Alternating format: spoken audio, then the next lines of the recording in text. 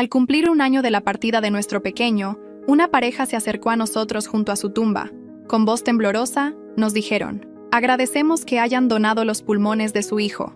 Gracias a eso, nuestra niña sigue con vida. Me quedé paralizada, observando a esos desconocidos. ¿De qué hablaban? Nunca autorizamos nada parecido con los órganos de Lucas. Mi esposo, pálido, tartamudeó antes de recuperarse. ¿No son ustedes los padres de Lucas Martínez? La pareja asintió con urgencia. Sí, lo somos. Pero Lucas sufrió un paro cerebral irreversible durante su coma. No hubo trasplante, respondí. La mujer sacó su móvil. Este correo dice lo opuesto. Me mostró la pantalla. Autorización de donación de órganos, firmada por Daniel Martínez, coordinador médico. Doctora Laura Mendoza. Mi sangre hirvió. Ese era el nombre de mi marido. Y la doctora Mendoza era la asesora que nos presionó sin descanso para donar los órganos de Lucas, mientras él seguía en coma. Están equivocados, murmuré. Mi esposo me agarró del brazo. Ni siquiera era nuestro médico. Pero la mujer insistió, buscando en su teléfono. Miren, el Hospital Central, donde estuvieron tanto su hijo como nuestra hija. Y la doctora Mendoza. Su mandíbula cayó de golpe. Dios mío. ¿Sabían de esto? Me solté de Daniel y me acerqué al dispositivo. Allí estaba. Laura Mendoza, condenada por tráfico ilegal de órganos, 12 años de prisión, pago a familias, hasta $75,000 por autorizar donaciones de pacientes en estado crítico. El silencio fue abrumador. Seguí leyendo. 14 casos confirmados donde Mendoza sobornó a familiares para retirar el soporte vital a pacientes con signos de mejoría. Me giré hacia mi esposo, ahora tembloroso y demacrado. $75,000. Los recibiste. $75,000. Él guardó silencio. Mataste a nuestro hijo por dinero. La familia receptora se quedó inmóvil, la mujer cubriéndose la boca con las manos. Me dijiste que tuvo muerte cerebral mientras yo tomaba un café. Susurré con voz quebrada. Me llamaste para decirme que Lucas estaba empeorando. Cuando volví de la cafetería ya se estaba yendo. Pero tú desconectaste los cables cuando no estaba, ¿cierto? Daniel no pudo sostener mi mirada. ¿No lo entiendes?, grité, con lágrimas cayendo. Luna tenía 4 años. Escribió una carta a Papá Noel pidiendo que su hermano regresara. La selló en un sobre manchado de lágrimas, firmado por todos sus compañeros. Durmió en su cama durante meses porque conservaba su olor. Tú lo hiciste sabiendo que lo mataste por dinero. El padre de la niña receptora palideció. Dios mío, nuestra hija lo mató. Nunca habríamos aceptado. Continué. Perdí mi empleo. El que amaba, porque no podía concentrarme. Perdimos la casa porque no podía trabajar, y dijiste que las deudas médicas nos arruinaron, pero tenías $5,000 escondidos. La verdad me golpeó como un tren. Mi hermana pagó la hipoteca durante 6 meses. Mi madre se mudó para cuidar de Luna mientras yo sufría un colapso nervioso. Ellos agotaron sus ahorros, y tú guardaste ese dinero manchado de sangre. ¿Compraste un yate nuevo de $60,000 2 meses después de que Lucas muriera? Daniel enrojeció. Dijiste que era un regalo de tu tío adinerado. Lo compramos con la vida de nuestro hijo. Su rostro se tornó escarlata. Al menos la terapia ayudó, murmuró. La terapia que apenas pudimos pagar durante los primeros 8 meses porque no teníamos dinero. Miró hacia abajo. Pero luego te ascendieron y pudimos costearla. Claro. Y ahora asistes a cada sesión, sosteniendo mi mano mientras el terapeuta dice que debo perdonarme. ¿Sabes qué? No necesito perdón. ¿Recuerdas lo que dijiste en su funeral? Daniel palideció. Dijiste que ambos estuvimos ahí, luchando por él hasta el final. Hiciste un discurso sobre estar presente cuando más lo necesitaba. Te llamaron padre del año mientras yo era la madre que se ausentó. La pareja se derrumbó, la madre vomitando entre sollozos. El doctor Ramírez dijo que mostraba mejoría. Nuestro niño me apretó la mano el día anterior. El médico aseguró que despertaría. Su abuela le tejía un suéter para cuando abriera los ojos, mientras tú te aseguraste de que nunca lo usara. Daniel temblaba. Luna sigue dibujando cartas para él, dije en voz baja. Cada semana, para su tumba. Pregunta si puede verlas desde el cielo.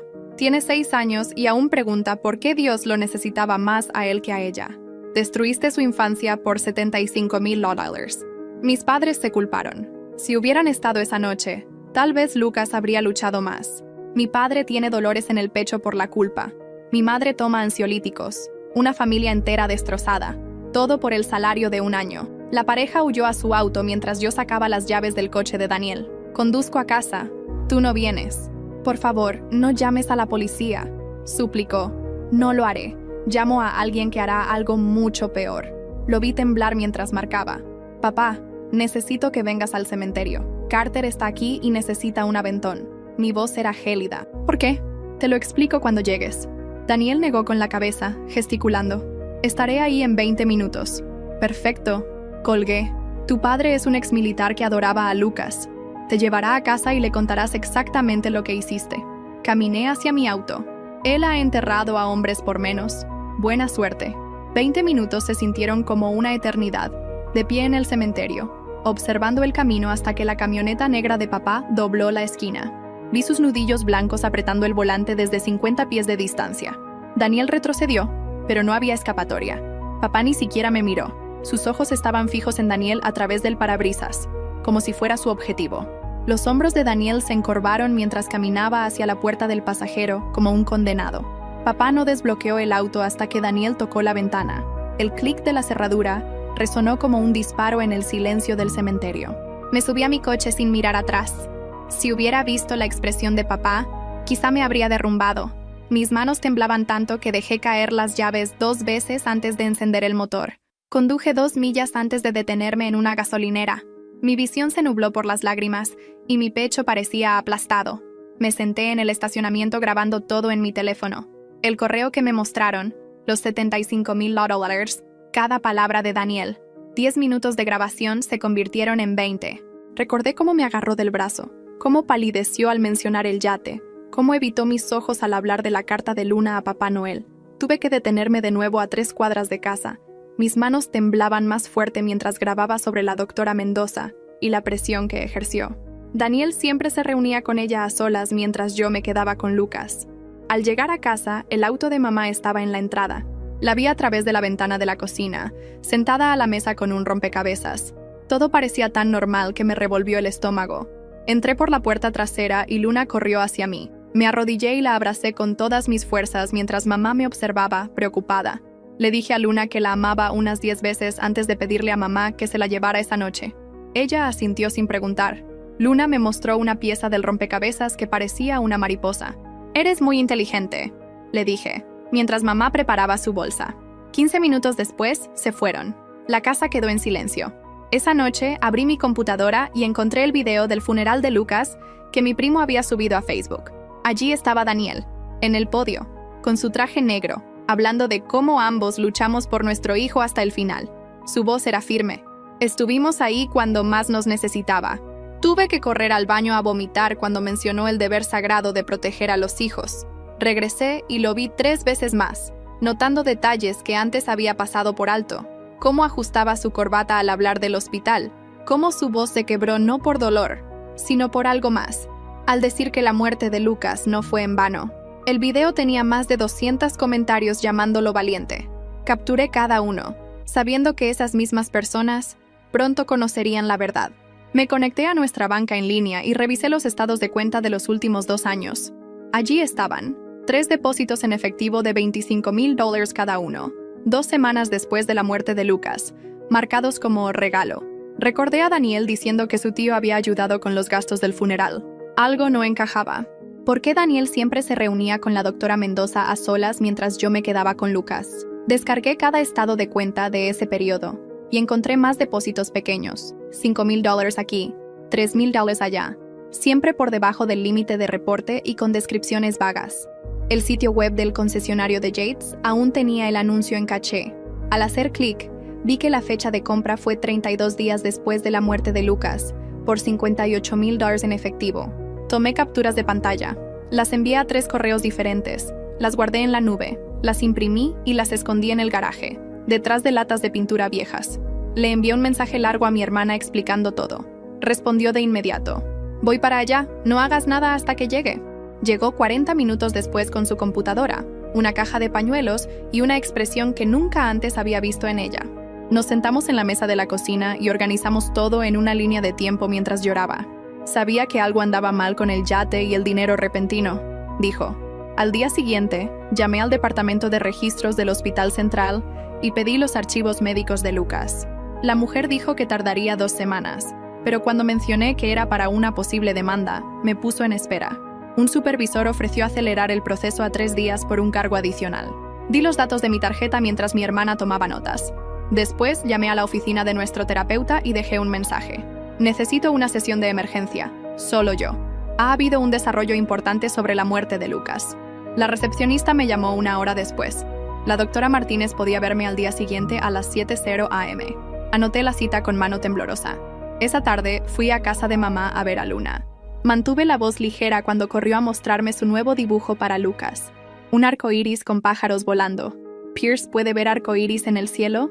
Claro que sí, respondí, mientras mamá me observaba desde la puerta con preocupación. Tuve que excusarme al baño, donde lloré en silencio en una toalla para que Luna no me escuchara. Esa noche, después de que Luna se durmiera en casa de mamá, extendí un póster en la mesa del comedor y comencé a mapear todo. Escribí la fecha de admisión de Lucas al hospital en el extremo izquierdo y dibujé una línea larga. Cada visita al hospital quedó marcada con colores. Azul cuando Daniel y yo estábamos juntos. Rojo cuando él estuvo solo con Lucas. Verde por cada llamada sobre donación de órganos. Las marcas rojas se agruparon en la última semana, como gotas de sangre en papel. Mis manos se entumecieron de apretar tanto los marcadores. Daniel había estado solo con Lucas durante 3 horas el día antes de que muriera. 3 horas completas mientras yo estaba en casa, lavando ropa y pagando facturas. El timbre sonó a las 7:00 a.m. del día siguiente. Papá estaba allí, con la mandíbula tan apretada que pensé que sus dientes se romperían. Me abrazó con una fuerza que sintió como armadura y dijo que él manejaría todo contacto con Daniel de ahora en adelante. Le mostré la línea de tiempo y vi cómo su rostro pasó del rojo al blanco, y luego al gris. Tomó fotos de todo con su teléfono y dijo que guardaría copias en su caja fuerte. Más tarde busqué en Google el nombre de la doctora Mendoza y encontré un artículo de hace 2 años que me dejó sin aliento. 14 familias habían denunciado que sus seres queridos murieron después de que Mendoza convenciera a los familiares de retirar el soporte vital, a pesar de que mostraban signos de mejoría. El artículo incluía un enlace a un grupo privado de Facebook para las familias. Mi cursor se quedó sobre él durante 10 minutos antes de hacer clic. Mi teléfono sonó mientras leía sus historias. Era el hospital. La gerente de riesgos se presentó con una voz falsamente preocupada. Investigaremos sus inquietudes personalmente. El hospital toma estos asuntos muy en serio. Sus palabras ensayadas me dijeron que ya tenían abogados involucrados. Colgué sintiéndome enferma. Papá me envió un mensaje 1 hora después. Daniel está aquí. Luego llegó otro texto. Lo hice sentarse en el porche. Confesó todo. Daniel admitió que firmó los papeles mientras yo tomaba café. Papá dijo que Daniel lloró como un niño, pero a él no le importó. Al día siguiente, a las 7:00 a.m., me senté en la oficina de la doctora Martínez con las manos temblorosas en el regazo. Escuchó todo sin interrumpir y luego me dio la tarjeta de un abogado de víctimas. Esto no es tu culpa, me recordó. Lo que sientes es trauma real. Su validación me hizo llorar más fuerte que en meses. Después de la sesión, fui directamente al banco y pedí copias de todos nuestros estados de cuenta desde la muerte de Lucas. El cajero comenzó a imprimirlos y mencionó que los depósitos en efectivo superiores a $10,000 se marcan automáticamente. Metió todo en un sobre manila que pesaba como plomo. Esa noche, mientras preparaba la cena, mi teléfono sonó con un correo de alguien llamada Margarita. Su hijo había sido víctima de Mendoza 3 años antes. Me invitó a una reunión de su grupo de apoyo y me advirtió que el proceso legal sería largo. La espera es casi tan dura como la traición, escribió. Estaba leyendo su mensaje por 3ª vez cuando el teléfono sonó. Era la escuela de Luna. Su maestra, con voz cuidadosa, explicó que Luna había estado dibujando hospitales durante el tiempo de arte. También le había dicho a otros niños que su papá era malo. Programé una cita con el consejero escolar para el día siguiente. Necesitaba ayudar a mi hija a procesar esta pesadilla sin destruir su relación con su padre. 3 días después, llegó un sobre grueso del hospital con los registros médicos completos de Lucas. Extendí los papeles sobre la mesa de la cocina con manos temblorosas. La página 47 mostraba la hora exacta en que se retiró el soporte vital, 2:53 p.m. del 15 de marzo. Mi recibo de café de la cafetería tenía marca de tiempo a las 2:48 p.m. Daniel le había dicho a todos que Lucas tuvo muerte cerebral a las 3:55 p.m. La mentira estaba allí, en blanco y negro. Desconectó los cables mientras yo volvía con mi café, y luego esperó 1 hora para llamarme. Tomé fotos de cada página y las envié a mi correo, a mi hermana y al abogado recomendado por la doctora Martínez. La evidencia se acumulaba como piedras alrededor del cuello de Daniel. Al día siguiente, revisé nuestras facturas telefónicas antiguas en línea. Allí estaban. 3 llamadas a un número desconocido el 14 de marzo, el día antes de que Lucas muriera. Busqué el número en Google y descubrí que pertenecía a la oficina de la doctora Mendoza. La primera llamada fue a las 9:00 am y duró 23 minutos. La segunda, al mediodía, 19 minutos. La tercera, a las 4:30 p.m., 27 minutos. Capturé todo y lo guardé en 3 servicios de nube diferentes. Mis manos temblaban mientras buscaba artículos de noticias sobre el tiempo de Lucas en el hospital. En la página 4 de los resultados, encontré un artículo local del 13 de marzo. El titular hablaba de mejoras en el hospital, pero en el medio había una cita que me heló la sangre. El doctor Ramírez declaró que varios pacientes en coma en el Hospital Central mostraban signos neurológicos alentadores y podrían despertar en semanas. El artículo no mencionaba nombres, pero la fecha coincidía exactamente con 2 días antes de que Daniel desconectara los cables de Lucas. Imprimí 20 copias del artículo y resalté la cita del doctor Ramírez en cada una. Esa tarde, papá llegó a la casa con los registros telefónicos que le había enviado. Su rostro era de piedra mientras se dirigía al apartamento de Daniel sin decirme a dónde iba. 2 horas después, me envió un mensaje. Daniel admitió recibir el dinero, pero juró que creía que Lucas no tenía esperanza. Papá añadió que Daniel lloró como un bebé y le rogó que no me contara, pero papá grabó todo en su teléfono. Mi teléfono vibró con un mensaje de un número desconocido. Era la madre receptora. Había conseguido mi número y preguntaba si podíamos hablar, ya que su hija vivía gracias a Lucas, pero no podía vivir con la culpa. Leí su mensaje durante 10 minutos antes de responder que lo pensaría. 3 días después, me senté en la oficina de un abogado de víctimas recomendado por el grupo de apoyo. Revisó toda mi evidencia y explicó que los cargos criminales contra Daniel eran improbables, ya que probar la intención sería casi imposible. La demanda civil es nuestra mejor opción, dijo. Pero incluso eso tomará años. Me instó a seguir reuniendo pruebas. ¿Por qué Daniel hizo esas 3 llamadas a la oficina de Mendoza el día antes de que Lucas muriera? ¿Qué discutían durante 20 minutos cada vez? El momento del artículo sobre pacientes mejorando parecía demasiado conveniente. Una semana después, llegó un sobre de la Fiscalía con una copia de la transcripción del acuerdo de culpabilidad de Mendoza. Página tras página mostraba que admitió dirigirse a familias vulnerables con pacientes en recuperación, porque eran más fáciles de convencer. Describía su guión exacto para acercarse a los familiares cuando el cónyuge estaba ausente. Admitió mentirles, diciendo que sus seres queridos no tenían esperanza, cuando los registros médicos demostraban lo contrario. Leer sus palabras fue como si me arrancaran el pecho de nuevo. El gerente del banco me llamó personalmente para decir que había encontrado más documentación sobre los depósitos de Daniel. Una carta certificada confirmó que el efectivo se convirtió en cheques de caja en días y luego se transfirió directamente al concesionario de yachts, Sueños Marinos. El rastro era tan claro que hasta un niño podría seguir el dinero desde la muerte de Lucas hasta el nuevo juguete de Daniel. Conduje a nuestra casa antigua, donde Daniel se quedaba temporalmente, y exigí que firmara una orden de restricción financiera que había preparado. Papá estaba en su camioneta en la entrada, con el motor encendido. Las manos de Daniel temblaban mientras firmaba sin leer. Seguía mirando hacia la camioneta de papá, sudando a través de su camisa. La primera reunión del grupo de apoyo fue en el sótano de una iglesia en el centro. Casi me doy la vuelta 3 veces antes de entrar. 7 padres se sentaron en círculo. Cuando me tocó compartir, otra madre comenzó a llorar antes de que terminara. Mendoza usó las mismas palabras con nosotros sobre nuestra hija, diciendo que no tenía calidad de vida. Nos mintió sobre otras familias agradecidas por la oportunidad de donar. Todos éramos víctimas de un guión practicado por un monstruo con bata blanca. Esa noche, recordé nuestra vieja tableta familiar. La encendí por primera vez en meses y revisé los mensajes de Daniel. Allí, en un chat con su hermano 2 meses después de la muerte de Lucas, había una foto del yate con el comentario: ¡qué gran inversión! Su hermano respondió preguntando cómo lo había pagado, y Daniel dijo que había recibido un bono en el trabajo y encontró una oferta increíble. Ni una palabra sobre el origen real del dinero. Capturé esas pantallas y las agregué a mi archivo de evidencia.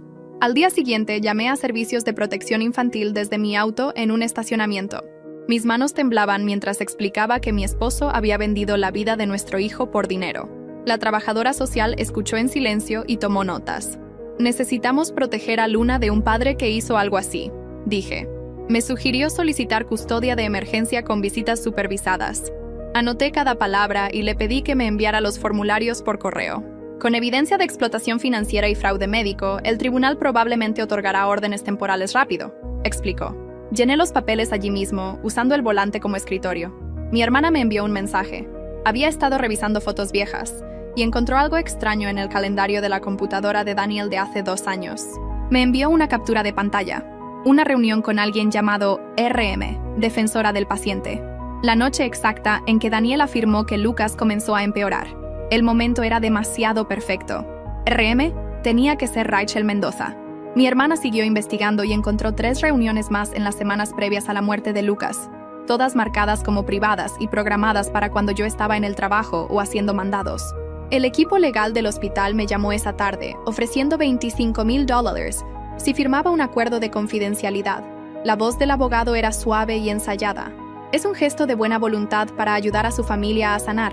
El silencio es lo que permitió a Mendoza lastimar a 14 familias. Respondí y colgué. Volvió a llamar de inmediato, subiendo la oferta a $50,000. Bloqueé el número. Esa noche recibí un mensaje de voz del Dr. Ramírez. Su voz sonaba quebrada. Revisé el expediente de Lucas después de enterarme de la investigación. Recomendé esperar al menos otra semana antes de tomar decisiones sobre el soporte vital. Su actividad cerebral mejoraba y había signos de respuesta. Se lo dije directamente a Daniel, pero él insistió en que Lucas no querría vivir así. La voz del doctor se quebró. Debería haber insistido más. Testificaré si es necesario. Guardé el mensaje en 3 lugares diferentes y transcribí cada palabra. Mi abogada actuó rápido y envió cartas de preservación al hospital y al abogado de Daniel, exigiendo que conservaran todos los registros. Esto los detendrá de destruir evidencia, explicó.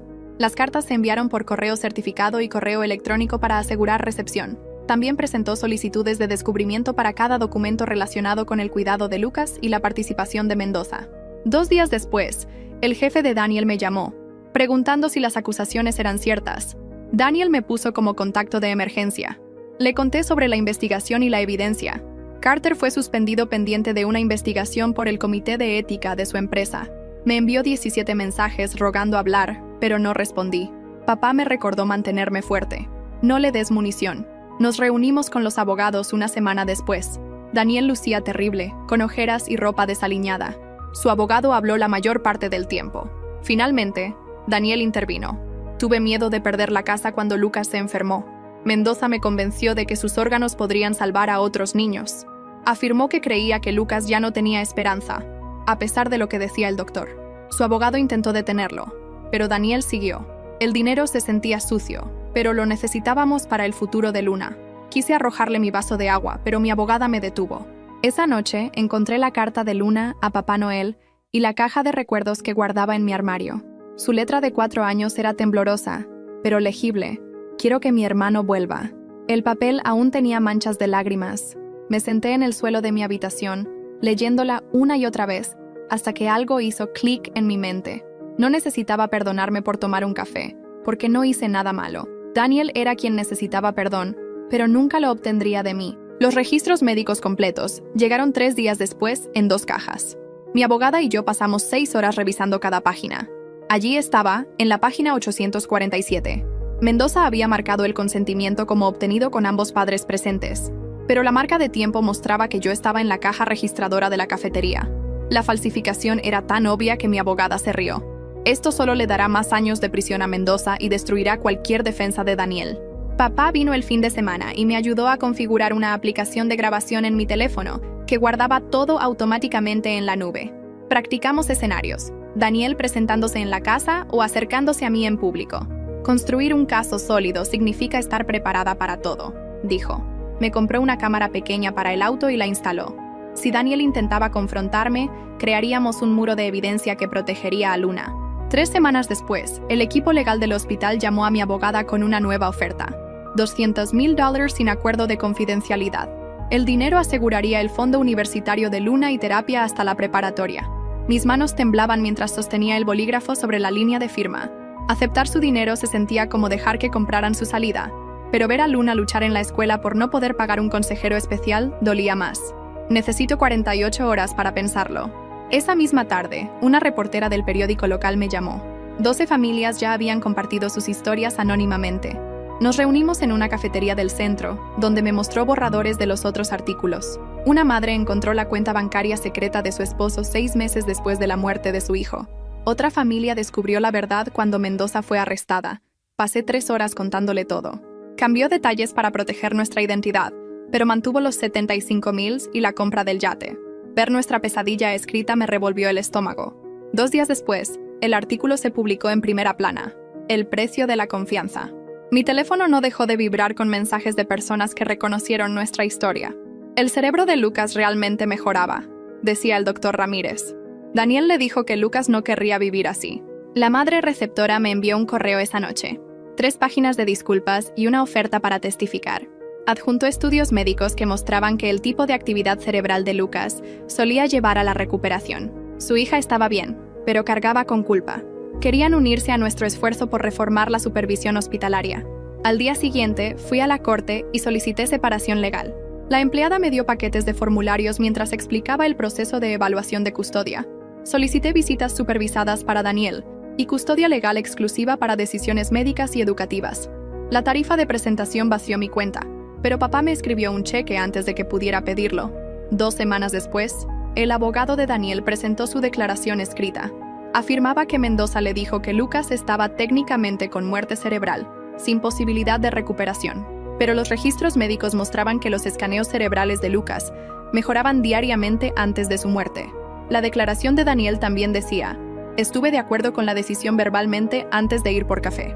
Mi abogada se rió al leer eso, ya que las cámaras de seguridad me mostraban caminando a la cafetería sola, llorando. A través de una solicitud de libertad de información, obtuve la auditoría interna del hospital del año en que Lucas murió.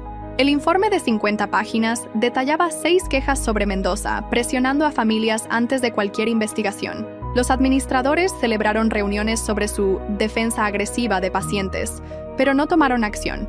Una página mostraba que generó más donaciones de órganos que cualquier otro coordinador en el estado. El Consejo de Ética del hospital marcó sus números como estadísticamente imposibles sin coerción. Hice 5 copias y envié una a la reportera. Ese fin de semana, mientras Luna estaba en casa de mamá, grabé un mensaje de video en el cuarto de Lucas. Hablé a la cámara durante 1 hora sobre todo lo sucedido. Por eso luché tanto por la verdad. No puedo seguir casada con alguien que mató a su hermano. Puse el video en una memoria USB y la guardé en mi caja de seguridad para cuando Luna cumpliera 18. La fecha de la deposición llegó antes de lo esperado. Me puse mi único traje y llevé 3 carpetas de evidencia. El abogado del hospital se veía incómodo al otro lado de la mesa. Presenté la cronología con calma, mostrando cada documento. Cuando preguntaron sobre mi estado emocional, describí cómo descubrí en un cementerio que mi esposo vendió la vida de nuestro hijo. Después de 4 horas, pidieron un receso y no objetaron ninguna de mis pruebas. La deposición de Daniel al día siguiente fue tan mala como predijo mi abogada. La reportera de la corte dijo que nunca había visto a alguien contradecirse tanto. Cuando le preguntaron sobre su discurso fúnebre, Daniel se derrumbó en sollozos. Admitió que ensayó ese discurso durante días, sabiendo que había desconectado los cables. Al principio negó los 75,000, luego admitió la cantidad completa. Su abogado intentó redirigir, pero Daniel no podía parar de hablar. La culpa me está matando. Quiero morir. Un mes después, la oficina del fiscal declinó presentar cargos criminales, citando evidencia insuficiente. No me sorprendió, ya que el abogado de Daniel probablemente negoció inmunidad a cambio de testificar contra el hospital. El caso civil continuaría. Mi abogada dijo que teníamos suficiente evidencia para arruinar la reputación del hospital. 3 semanas después, presentamos la demanda civil contra el Hospital Central y Daniel, uniéndonos a otras 14 familias víctimas del mismo esquema. La sala de conferencias estaba llena de padres con cajas de pañuelos y expedientes médicos. Cada familia contó su historia. Una madre perdió gemelos. Otro padre se suicidó. El abogado principal explicó que teníamos suficiente evidencia para potencialmente quebrar al hospital, lo que hizo que su compañía de seguros se interesara en un acuerdo. Comencé terapia EMDR porque la terapia regular no tocaba el trauma. Después de la primera sesión, dormí 8 horas seguidas por primera vez en meses. Las pesadillas no desaparecieron, pero cambiaron. Mi cuerpo dejó de sentirse en alerta constante. La corte emitió una orden congelando todos los activos matrimoniales. El abogado de Daniel argumentó que el yate era un regalo, pero yo tenía los registros bancarios. La jueza ordenó que el yate se vendiera de inmediato. Daniel lo vio ser llevado, el mismo yate del que presumía en redes sociales mientras yo firmaba los papeles del funeral de Lucas. La madre receptora y yo nos encontramos en una cafetería. Después de semanas de mensajes, trajo un álbum de fotos de su hija, sana y jugando fútbol. Ella tiene el hígado de Lucas, dijo. Nunca habríamos aceptado los órganos si hubiéramos sabido. Me mostró una tarjeta de agradecimiento que su hija escribió para nosotros, pero que nunca enviaron. Nos sentamos 3 horas compartiendo fotos. 2 madres unidas por la peor tragedia. La oferta del hospital saltó a $500,000 después de que mi abogada amenazó con hacer públicos los 14 casos. Incluía terapia para Luna hasta los 21 años y mis costos de terapia. Aunque podríamos obtener más, estaba cansada de luchar. Otras familias también aceptaron acuerdos. Después de 2 semanas de ida y vuelta, acepté, pero me negué a firmar un acuerdo de silencio sobre Lucas. Algunas batallas importan más que el dinero. La historia de Lucas necesita ser contada. El hospital finalmente cedió. Daniel se mudó a un apartamento pequeño al otro lado de la ciudad. Usamos una aplicación de coparentalidad que documenta todo. Su primera visita supervisada fue en el centro comunitario, con una trabajadora social presente. Luna no entendía por qué no podían ir al parque solos, pero se adaptó. 6 meses después, en el grupo de apoyo, hablé sin culparme por el café. La ausencia no es traición, dijo un padre. Otro añadió, perdonarnos por ser humanos no es perdonar a un monstruo. Papá se disculpó por querer lastimar a Daniel en el cementerio. La violencia no traerá a Lucas de vuelta, dijo.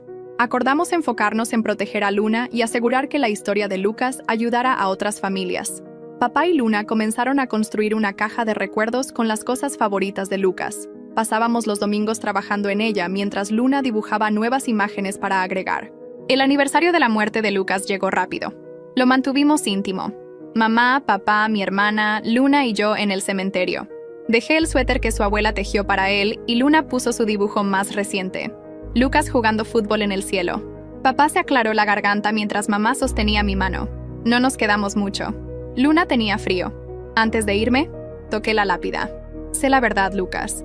La organización sin fines de lucro me llamó la semana siguiente sobre un trabajo de medio tiempo ayudando a familias que perdieron niños. Aunque el salario era la mitad de lo que ganaba antes, lo acepté de inmediato. Mi primer día fue extraño, pero los otros padres entendían por qué necesitaba 10 minutos en el baño para calmarme. Las facturas se ajustaron con el salario más bajo, pero el dinero del acuerdo cubrió la terapia de Luna. Cancelé los servicios de streaming, que Daniel había contratado con su dinero manchado. La aplicación de coparentalidad se convirtió en nuestro único método de comunicación. Daniel intentó enviarme mensajes directos sobre la obra de teatro de Luna, pero le recordé nuestro acuerdo a través de la app. Sus visitas supervisadas eran los sábados alternos en el centro comunitario. Luna no entendía por qué no podían ir al parque solos, pero se adaptó. 6 meses después, finalmente pude pensar en Lucas, sin que mi pecho se aplastara. Su muerte no fue un accidente trágico, sino una traición. Nombrar eso en voz alta en terapia ayudó más que 2 años de culpa. La culpa no desapareció, pero se movió a donde pertenecía. Luna comenzó terapia de juego. Después de 3 meses dejó de dibujar hospitales. Su terapeuta le enseñó a escribir cartas a Lucas sobre recuerdos felices, cuando le enseñó a andar en bicicleta, cuando construyeron un fuerte durante una tormenta. Ahora sus dibujos mostraban a Lucas comiendo helado o jugando con su perro, no en una cama de hospital. En el grupo de apoyo, 5 de nosotros, cuyas familias fueron víctimas del mismo esquema, nos reunimos con un abogado para revisar políticas hospitalarias. 3 meses después, presentamos recomendaciones al Consejo del Hospital. Los nuevos protocolos exigían que 2 médicos independientes firmaran cualquier decisión de fin de vida y prohibían incentivos financieros para la adquisición de órganos. Mi hermana me presentó a alguien de su gimnasio que había perdido a su esposa por cáncer. Nos conocimos primero para un café. No le importó cuando le conté sobre Daniel y Lucas. La confianza toma tiempo reconstruir, dijo. Después de 2 meses lo dejé conocer a Luna en un parque. A ella le gustó que la empujara en los columpios sin que yo se lo pidiera. Nunca intentó ser su padre, solo un amigo, y eso lo hizo más fácil. La vida comenzó a sentirse posible de nuevo, aunque no como la había planeado. Algunas mañanas me despertaba sin recordar de inmediato que Lucas se había ido. Entonces la culpa golpeaba por olvidar, aunque fuera por un segundo. Pero Luna reía más ahora, risas reales, no las sonrisas forzadas de antes. A veces veía destellos de Lucas en ella, cómo arrugaba la nariz al concentrarse o inclinaba la cabeza al hacer preguntas. Esos momentos dolían, pero también se sentían como regalos. La resurrección por la que oré nunca llegó, pero ver a Lucas vivir a través de la risa de Luna importó más que cualquier milagro.